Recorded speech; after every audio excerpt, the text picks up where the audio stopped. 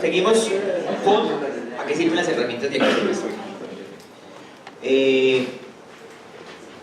Como les hemos venido planteando, la cardiología es muy lógica, porque todo tiene como un orden algorítmico para entender. Así mismo les quiero plantear eso de interpretar un electrocardiograma. Este es simplemente una abrebocas, con el doctor Iván tendrá en el taller una profundización mayor del electrocardiograma, pero aquí les voy a mostrar la manera como les propongo que lo interpreten, de una manera con un ejercicio bastante lógico.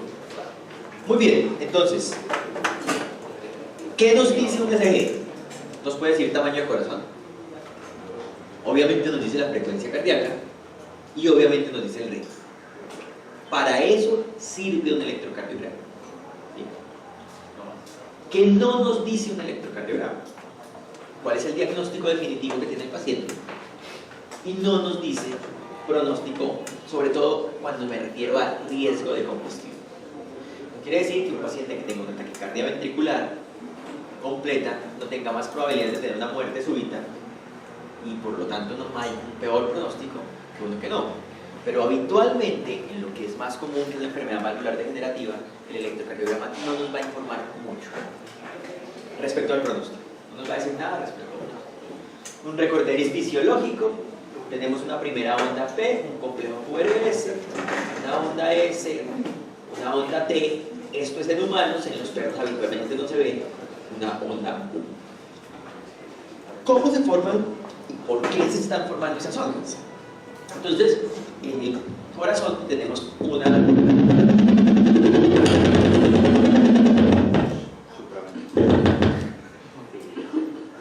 perdición supraventricular. En el corazón tenemos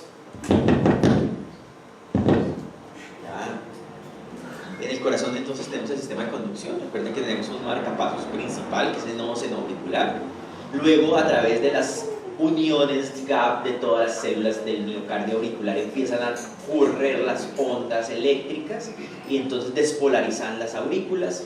Solamente a través de las de His y de las fibras de conducción del septo interventricular pasa la onda de corriente y se van por las ramas que despolarizan los ventrículos y tenemos ya el ciclo completo eléctrico del corazón. Entonces, cuando arranca la despolarización a partir del nodo y empiezan a despolarizarse las aurículas, empezamos a tener la forma de la onda P. Por eso, aunque ojo que no es muy sensible, la onda P nos indica el tamaño de las aurículas. ¿A qué me refiero con que no es muy sensible? Me refiero a que ustedes pueden tener un mega atrio, hacen la ecocardiografía y es gigante, y le hacen el electro y es normal. Pero también pueden tener una gran onda P y pueden tener una aurícula grande. O sea, por eso, con respecto a lo que nos dice, en lo que yo les planteaba inicialmente, con respecto a tamaño, no es 100% confiable. No significa que un paciente que tenga un electrocardiograma normal tiene un corazón de tamaño normal. Por el contrario, si tienen alguna modificación en el electrocardiograma, seguramente hay una modificación en el electro. Eso de los falsos positivos y los positivos y los falsos negativos es exactamente eso, es más o menos lo que les quería plantear.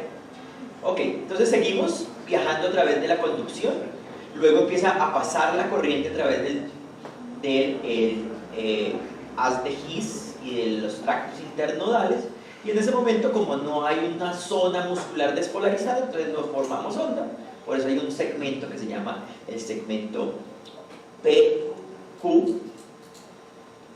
y empieza a migrar hacia los ventrículos. Y la despolarización de los ventrículos empieza a formarnos el complejo QRS. Aquí hay otro punto importante. Empieza a migrar primero hacia el lado derecho, de tal manera que la onda Q nos indica que el ventrículo de modificaciones en el ventrículo derecho, luego migra hacia el lado izquierdo, por eso la onda N nos está indicando modificaciones en el lado izquierdo. Y por último, ese es el problema del micrófono. ¿Están nerviosos o titulados? Está la voz. ¿Qué es esto? Y la onda extra. ¿Qué pasó?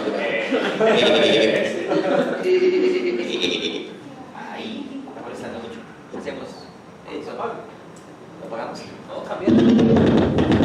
Voy a apagar, coger el otro a ver si. Cambiar el otro. La batería. Aló. Bueno, ahora parece que sí. Y entonces la onda, ¿qué es esto? QRS. La onda S también nos indica un poco de modificaciones del lado derecho. Entonces, cuando se repolariza completamente, se despolariza completamente el corazón y empieza el proceso de repolarización, es cuando empezamos a ver la morfología de la onda P. De tal manera que onda P nos indica aurículas, complejo QRS nos indica ventrículos. En el complejo, las ondas Q y S nos indica ventrículo derecho y la onda R nos indica ventrículo izquierdo. Eso con respecto a la morfología. Pero para mí no es importante eso que estamos planteando, por lo que les estaba diciendo que el tamaño del corazón no es muy confiable con respecto al electrocardiograma, diferente al ritmo y diferente a las arritmias y las anormalidades eléctricas. Lo que hace el electrocardiograma simplemente es censar los movimientos electrolíticos, iónicos que ocurren en las células miocárdicas. Es simplemente este movimiento que ocurre en la membrana celular. Por eso lo que estamos cuantificando con un electrocardiograma son potenciales de acción, y por eso también es que las modificaciones electrolíticas pueden modificar el electro. Entonces, alteraciones en potasio y alteraciones en sodio pueden hacer que el electrocardiograma modifique su frecuencia, modifique su morfología. Siempre va a haber una migración mayor del potasio desde el interior hacia el exterior, porque hay un gradiente de concentración a favor, y una migración del sodio hacia el interior de la célula miocárdica, lo que nos va a generar un potencial de acción.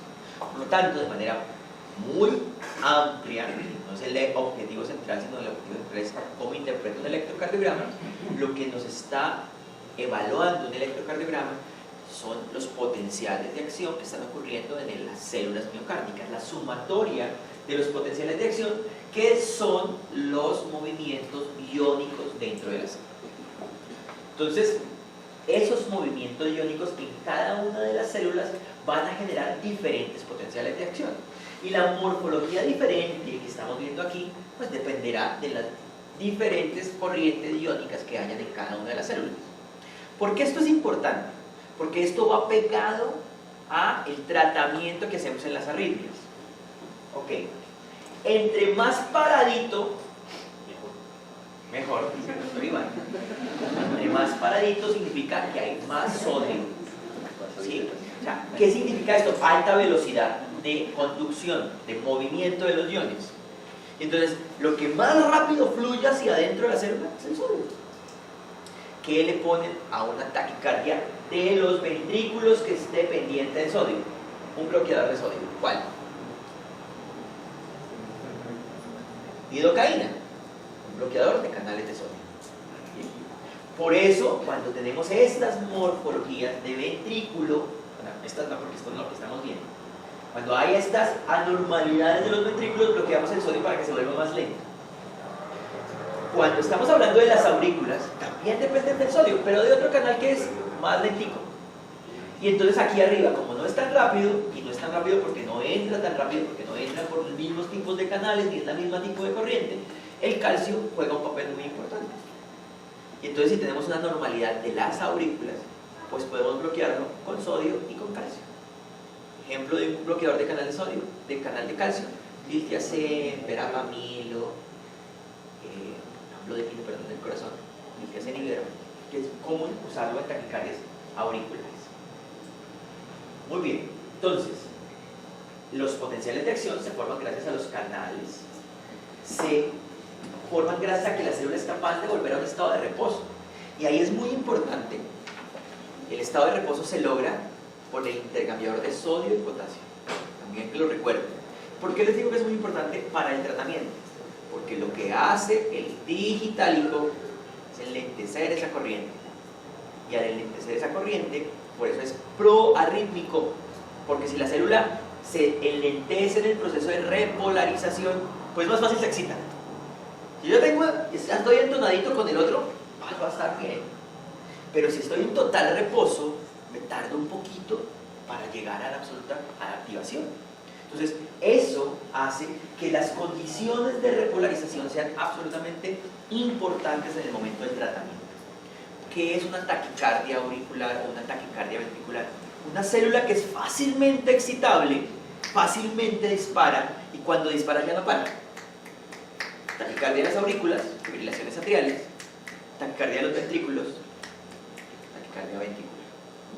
Entonces, en este proceso de abrir canales y cerrar canales e inactivar canales es donde están actuando los mecanismos de tratamiento de las arritmias. Por eso tenemos bloqueadores de canales de sodio, bloqueadores de canales de calcio, moduladores de canales bomba como la digoxina. Esto es lo que les está planteando y es lo que explicaría el proceso de taquicardias. Cuando una célula está totalmente excitada, como en este periodo cero, pues no hay forma de que se vuelva a excitar. No hay forma de que esto genere otro potencial de acción.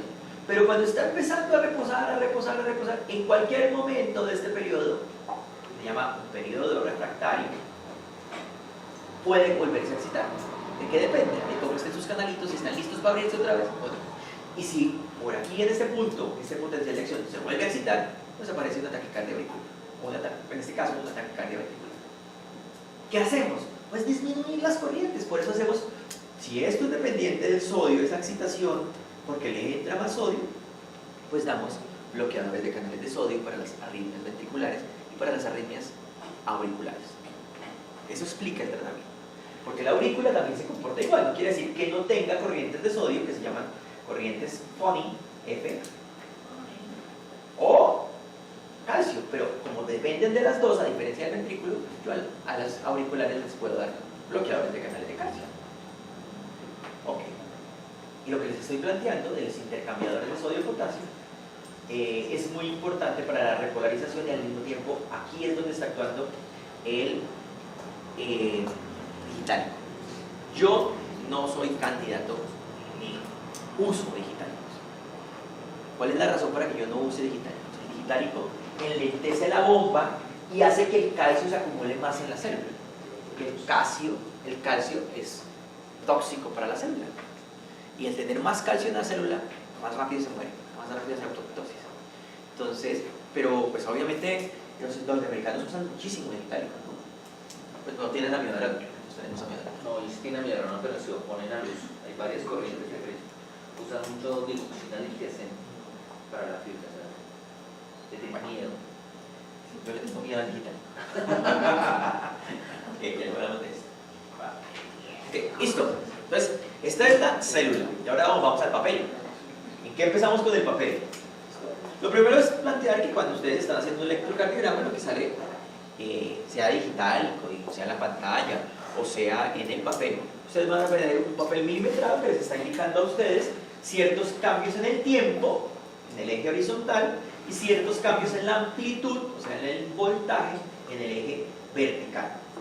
Esos cambios son dependientes de la velocidad, o sea, son dependientes de lo que ustedes estén planteando en el electrocardiograma. ¿A qué me refiero con eso? Los electros traen modificaciones en la velocidad. Entonces hay electros que van a 25 milímetros por segundo o 50 milímetros por segundo y ustedes lo programan, es un botoncito en el electro. Y lo mismo, el zoom, que llamo yo, el zoom del electro es la amplitud. Entonces ustedes pueden colocar 1 milímetro por milivoltio o 20 milímetros por milivoltio, o 10 milímetros por milivoltio, o 5 milímetros por milivoltio, o 2.5 milímetros por milivoltio. O lo vuelve más grande o lo vuelve más pequeñito, ¿sí? Entonces, vamos a ir asumiendo eso. Casi todos los electros que les voy a mostrar están a 25, pero igual en cada uno vamos a hacer análisis. Bueno, esto es cómo, pero para facilitar el asunto es derivadas. Es simplemente, si yo tomo una foto a la izquierda, me sale una derivada. Si le tomo una foto a la derecha, me sale otra derivada. Si le tomo una foto por debajito, me sale otra derivada. ¿Qué son las derivadas? Son maneras de ver las paredes del corazón.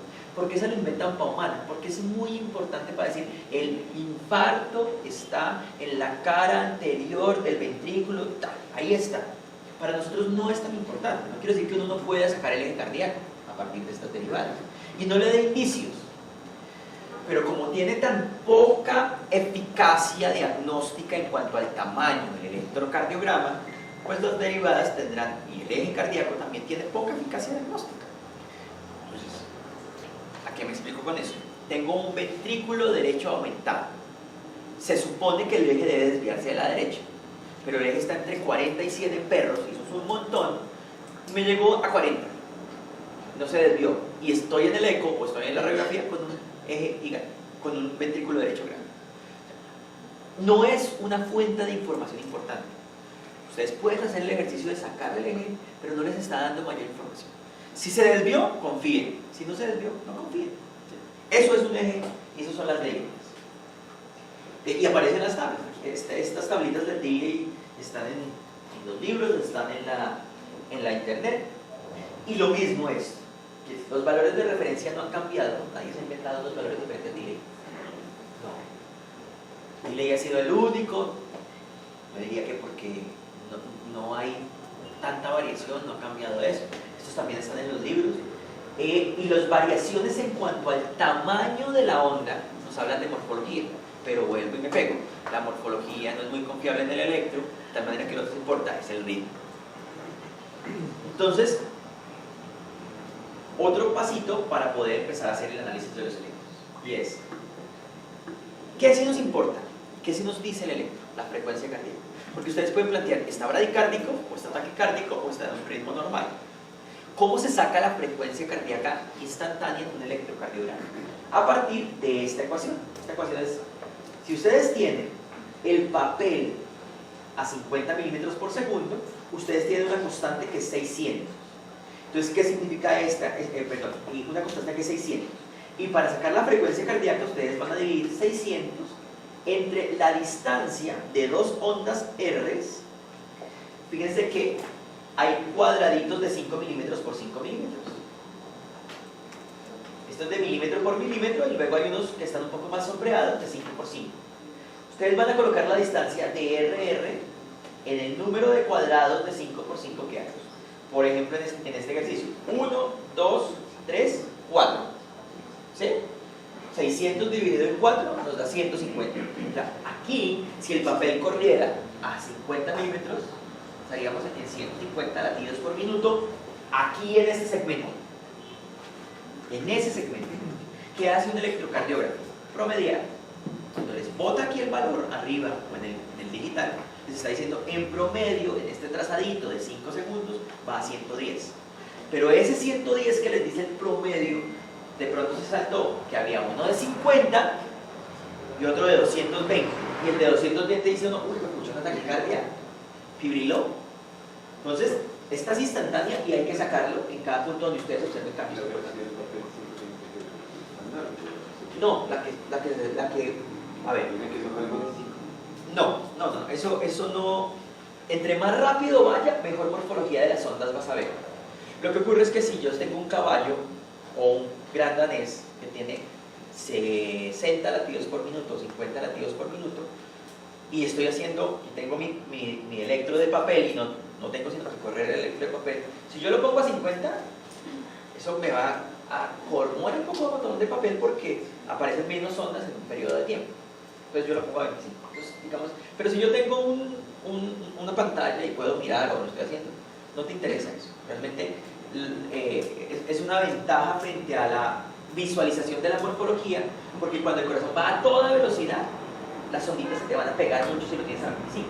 Entonces lo vas a ver como así. En gatos, pues uno en gatos normalmente lo hace 50 porque sabe que va a mucha velocidad. Un gato va a 200, 220. Y lo mismo ocurre en 25, pero cambiamos la variable, la mitad, porque la velocidad va a la mitad. Entonces, si esto fuese así, tendríamos 1, 2, 3 y 4. 300 en 4 nos da 75. Vamos.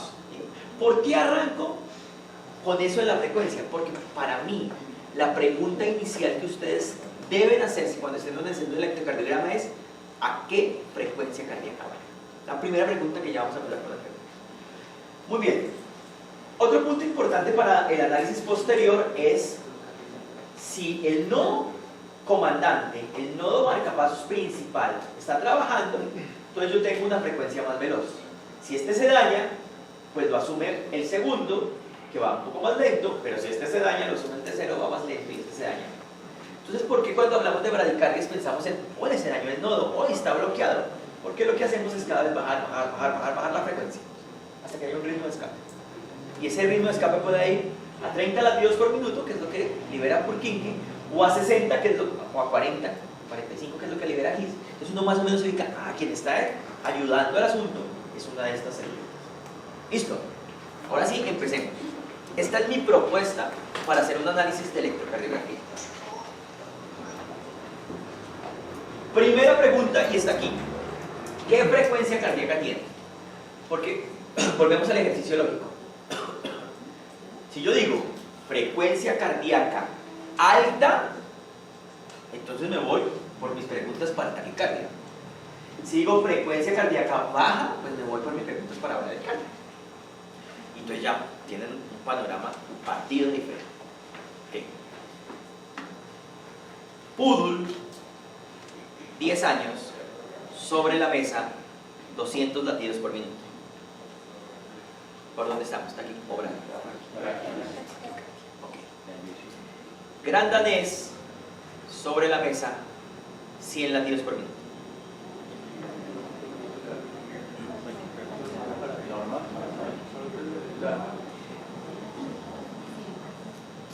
A mí normal. Claro, la vaina es pilas con lo que dicen los libros. ¿Ya? Pilas con unos rangos que a veces son camisas de fuerza. Existe gran variabilidad, mucha variabilidad. Y entonces el 60-80, el 80-100, y a veces se sale, hay que tener precaución. Para mí un perro de raza pequeña sobre la mesa puede ir a 160 latidos por minuto porque está asustada. Pero me preocupa, y si le escucho soplo, no le escucho nada y va a 180, digo, sí, sale. Pero me preocupa si escucho un soplo de 180. Y si tengo a un pastor, a un labrador, sobre la mesa, asustado, que veo que está asustado, y está a 130, no, pero si lo escucho por encima de 150, le puede ser una taquicardia anormal, una taquicardia por activación neuronal. Entonces, pilas con eso, pero asumamos que nos vamos a un paciente que esté taquicardia. Perro de raza pequeña con 190 latidos por minuto. Estamos en taquicardia. La siguiente pregunta cuando ustedes están ahí sobre el papel es ¿qué ritmo tiene? Recuerden que ahorita definimos ritmo. Ritmo es un ciclo de repeticiones en el tiempo. ¿Y qué es el ritmo? Que antes de un complejo hay una onda P. Entonces es P, QRS, T. Y veo la P, QRS, P, QRS. ¿Cómo se llama ese ritmo que nace del sinusal? Sinusal. Por eso se llama sinusal. PQRST, PQRST, PQRST. ¿Por qué es importante esa pregunta de la frecuencia? Porque si yo arranco diciendo taquicardia y la segunda mía es ¿qué ritmo tiene? Y veo onda P, pues es taquicardia sinusal. Bien. Ay, pero, oiga, veo la onda P, pero esta vaina va a 230 latidos por minuto. Y veo, no la veo, no estoy seguro. Pues vamos a la segunda pregunta. Morfología del QRS. ¿Tienen marcador? Ahí está. Un marcador. Eso, por favor. Voy a explicar algo aquí importante. La tercera pregunta para la taquicardia les va a responder la pregunta ¿de dónde nacen la arritmia? Hay dos puntos de origen, o son las aurículas o son los ventrículos. Por eso se llaman taquicardias auriculares o supraventriculares, o taquicardias ventriculares. Muy bien. Piensen lo siguiente. Es una taquicardia auricular. Papá toma miércoles. 300 latidos, 300 disparos de la aurícula. Un único punto de paso, que es el nodo, es el haz de His. Un único punto de paso. Y todos quieren ir a toda carrera. Pero temático, porque hay un solo único punto de paso. Usted pasa, después pasa usted, después pasa usted. Y se llaman de favor y se me reparten todos en orden. Entonces, como se reparten en orden, van por el haz de His, van por las ramas, van por las Purkinje y todos van en orden. ¿Qué morfología tiene el complejo QRS cuando todos van en orden?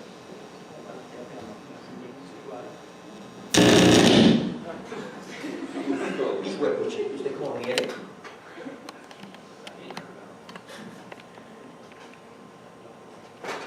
Normal. Porque si todos se reparten como se tienen que estar repartiendo siempre, pues mi morfología del QRS es normal. Ay, pues pucha, pero va a toda velocidad. Entonces, el P y otro aquí, y otro aquí, y otro aquí. Pero tienen la morfología del QRS normal. Entonces, ¿de dónde nació la taquicardia? De las aurículas. Se llama taquicardia supraventricular. Pero resulta, ahora, que hizo su primer complejo normal y ahora dice, pues sí, yo disparo donde se me da la gana en el ventrículo, en la puntica del ventrículo, en la cara anterior. Hay una célula disidente y ¡pah! Disparó. Y como fue disidente, se repartió la corriente por donde quiso. Por la izquierda, por la derecha. Y entonces, en vez de ser ocupar un tiempo corto, entonces esto hizo lo que se le dio la gana, viajó más despacio, pudo recorrer más amplitud y entonces el QRS tiene una morfología aberrante o bizarra, dicen los libros, pero es más grande en altura y más ancho. ¿Sí?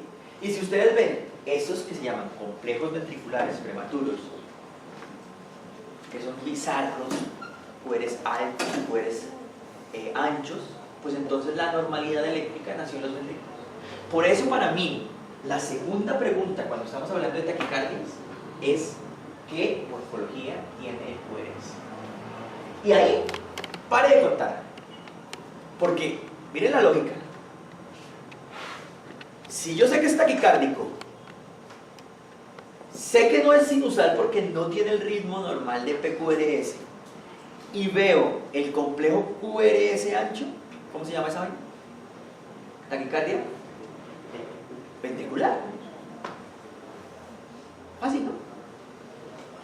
Y si veo el QRS normal, supra.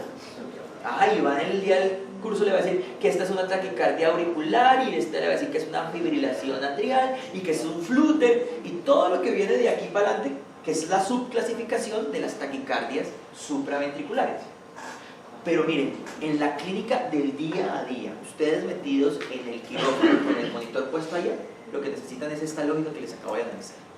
Más rápido y es ancho son los ventrículos, más rápido y es angosto son las aurículas. Porque el ventrículo lo bloqueo con lidocaína y a las aurículas no las puedo bloquear con lidocaína porque no va a ser tan efectivo. Le doy otro, una amiodarona, por ejemplo. Bueno, listo. Entonces, ya nos pasamos de la taquicardia a las bradicardias. En las bradicardias, bueno, la cuarta pregunta, presencia de onda P. ¿Por qué les planteo esa cuarta pregunta? Y ahí complejizo un poco más el análisis del electro. Porque a veces van disociadas las aurículas de los ventrículos. Entonces uno se pilla que esa aurícula como que va a otro tiempo y el ventrículo va a otro tiempo. De hecho, el complejo ventricular prematuro tiene una característica casi siempre y es no tiene onda P. Porque la P es las aurículas y la P dice yo mando, voy primero, pero le dice el disidente suerte parcera, yo voy primero y si yo voy primero usted no tiene por qué aparecer, no tiene P y entonces yo aparezco ancho y feo y luego por allá puede aparecer una P que tiene un complejo normal o siguen apareciendo complejos y no tienen ondas P.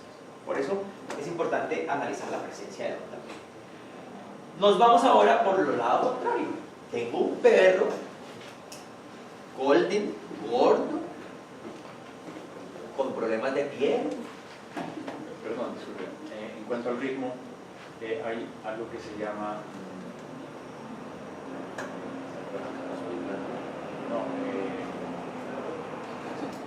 se me fue la palabra. Arriba y abajo las ondas P. Okay. No. En cuanto al ritmo, cuando disminuye en expiración. Ok, arritmia sinusal. Arritmia sinusal. Entonces, ¿esa se considera fisiológica? Sí, pero además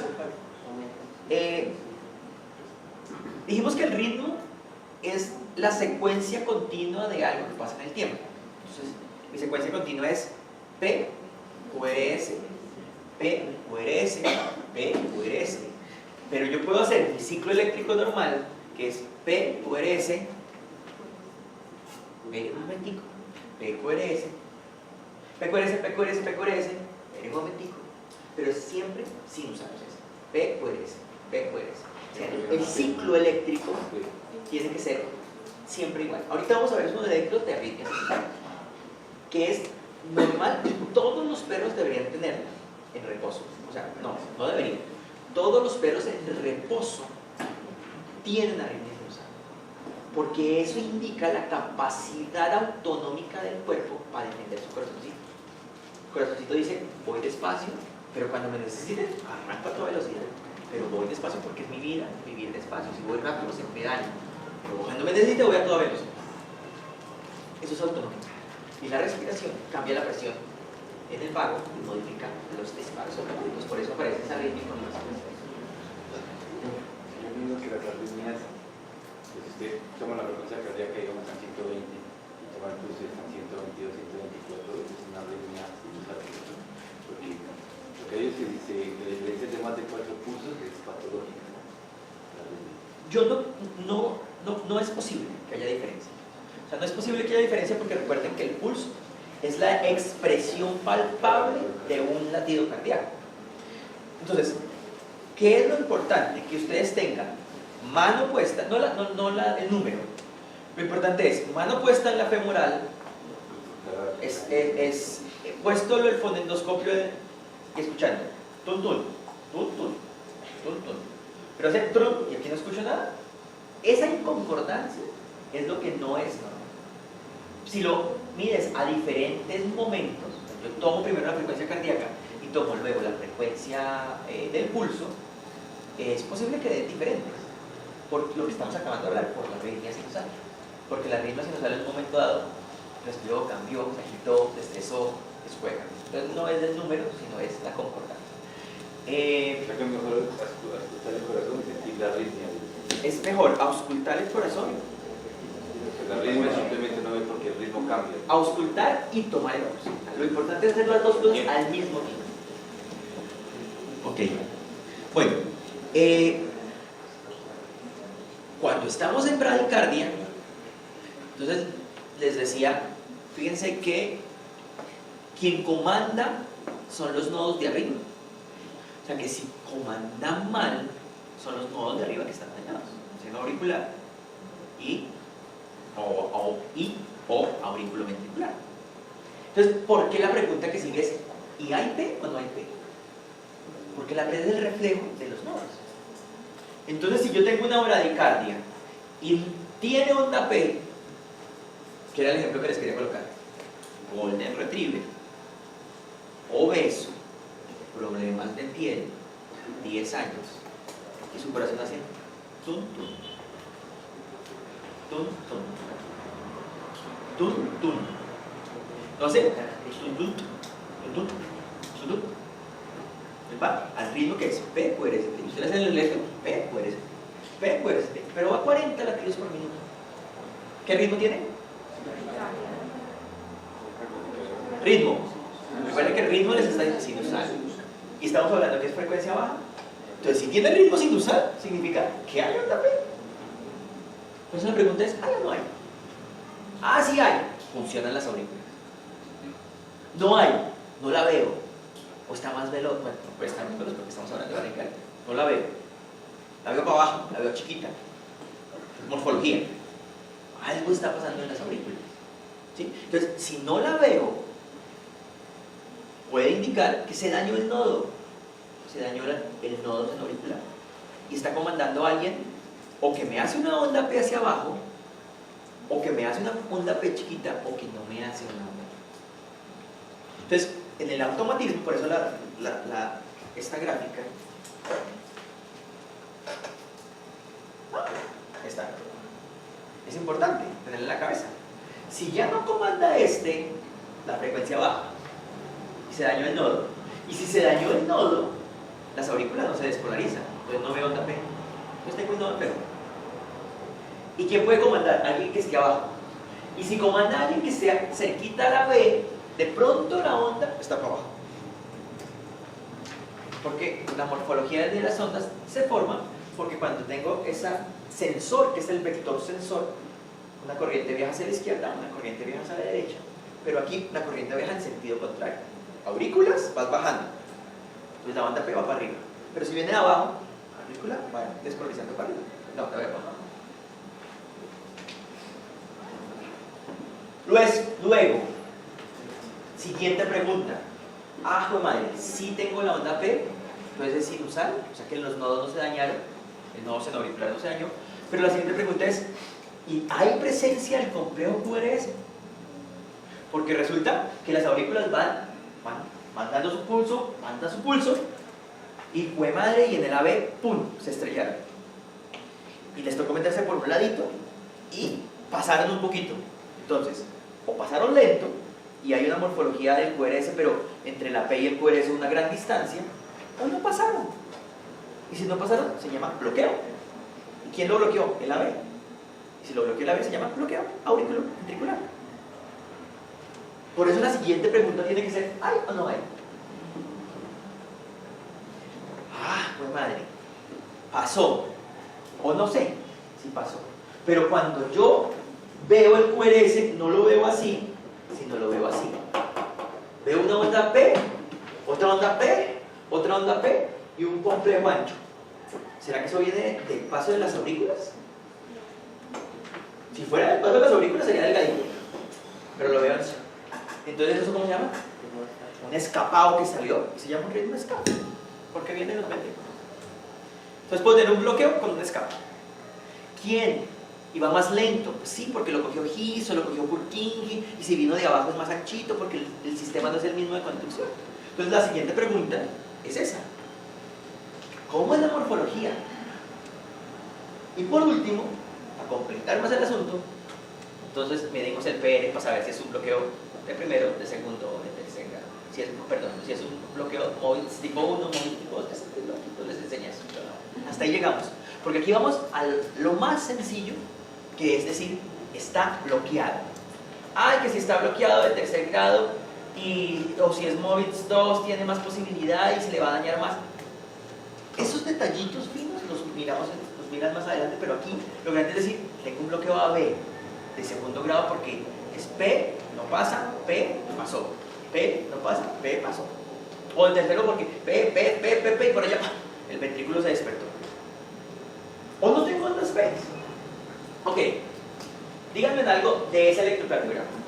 Entonces, pregunta 1, frecuencia cardíaca. Tenemos, vamos a calcularle 1, 2, vamos 3 para que sea fácil. 3, 1, 2 y 3 y estamos a 50. ¿Qué frecuencia cardíaca tiene? Bien, listo, 200. Ok, ritmo. Entonces la pregunta del ritmo siempre es, ¿tiene P, QRS, P, QRST, P, QRST, P, QRST, P, QRST, P, QRST? Sinusal. Ok. Diagnóstico electrocardiográfico. Taquicardia. Sinusal. ¿Seguros? ¿Y si es un gato? ¿Y si es un gran danés? ¿Y si es un poodle sobre la mesa asustado? Un electrocardiograma no sirve si no saben qué paciente tiene. De hecho, ninguna herramienta diagnóstica les sirve. Si ustedes no hicieron el ejercicio que hicimos en la charla pasada, el electro les está diciendo, oiga, yo tengo un labrador con pulso débil, inconcordante, soplo suavecito. En mi cabeza el diferencial es cardiomiopatía dilatada. Yo sé que la cardiomiopatía dilatada puede generar fibrilación atrial, o taquicardia supraventriculares, o taquicardias ventriculares, o nada. Y veo esto. Eso es lo que interpreto, porque esto sin paciente no dice nada. Ahora sí sé que esto es nene, poodle, de 15 años, y que además tengo un soplo de la mitral 3/6. ¿Qué enfermedad tiene ese paciente? Enfermedad valvular degenerativa. Y esto está entonces, según aquí el ritmo, ¿dónde está la frecuencia cardíaca? Bueno, ya dijimos que 200. ¿Cuánto es un poquito menos? Por la entonces, si yo veo este caso con un paciente con enfermedad valvular degenerativa, con 200 latidos sin usar, yo digo, pues madre, la activación neurohormonal está muy activa y seguramente este paciente necesite medicación. O lo veo súper asustado, temeroso, brincando. Tiene una activación, pero no es por la la enfermedad. No, pero ¿qué está pasando en este congreso? Las charlas no alcanzan. No, listo. Y está enfermo y está asustado. Pero no nos dice nada más. Ok, P, QRS, T. ¿Dónde está la P? Uy, hijo de madre, y este es más ancho. Y este también, y este también. Y es más alto. ¿De dónde es? Ventrículo. Me salté lo que debería ser primero. ¿Qué frecuencia cardíaca tiene? La pregunta es, ¿qué frecuencia cardíaca tiene? ¿Dónde lo van a medir? Donde les parezca extraño. O sea, lo van a medir en el que está más distante y en el que está más cerquita. Y no van a promediar, no van a decir, en este segmento hay tanto, no. En el que está más cerquita, ustedes miran el más cerquita o el que sea extraño. Y yo sé que aquí vamos a 1, 2, 3, casi 4. A 50, 150, 160. Taquicardia con 160 en un perro macho 2 años, ¿coli?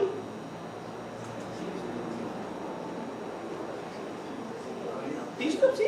¿Sí? Grande. ¿Listo? ¿De dónde es la taquicardia? Ventricular. Taquicardia ventricular. Ah, bueno, tengo taquicardia ventricular. Esto no le dice el diagnóstico cardiológico. Porque le dio taquicardia ventricular. Tiene cardiopatía dilatada, está con 2 años, tiene alguna congénita, tiene una miocarditis. Pero ustedes ya saben que tiene taquicardia. Ustedes ya saben hacer el análisis electrocardiográfico. Ahora, esto va más veloz. Esto es más grave. Si yo tengo esta que va a 160, me preocupa menos que si tengo esta de un boxer, un cuadradito a 50 que va a 600. Este man tiene más posibilidades de morirse que el otro. ¿O no? Este está más mal. Bien, listo. Van con esta. Solitos. Es un labrador, 3 años, Matías. Frecuencia cardíaca, les cuento los números del cuadradito porque por ejemplo la distancia no se ve. Voy a contarle que está más cerquita que es este. Entonces veo 1, 2 cuadraditos y vamos a 50. Entonces, ¿por cuál línea se van a ir? No, ¿por cuál línea? ¿Bradicardia o taquicardia? Taquicardia. Segunda pregunta de la taquicardia. Ritmo.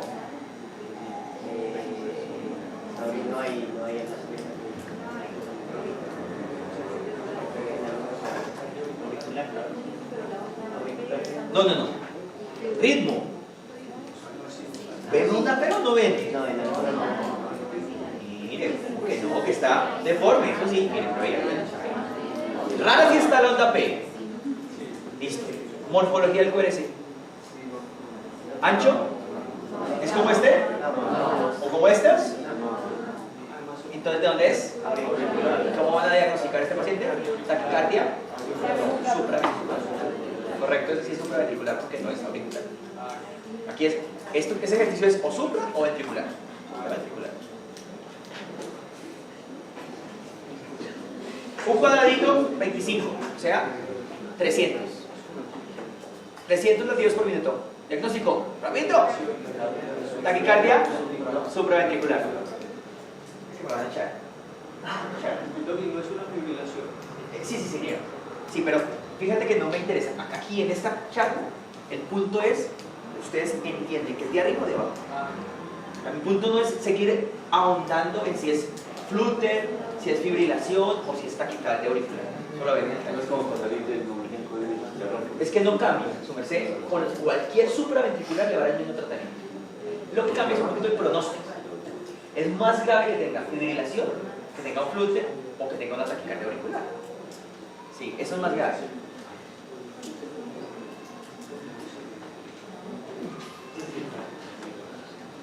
Uno, 2, 3, 4, 5, 6, 7, 8, 9, 10, 11 y 12 y está 50.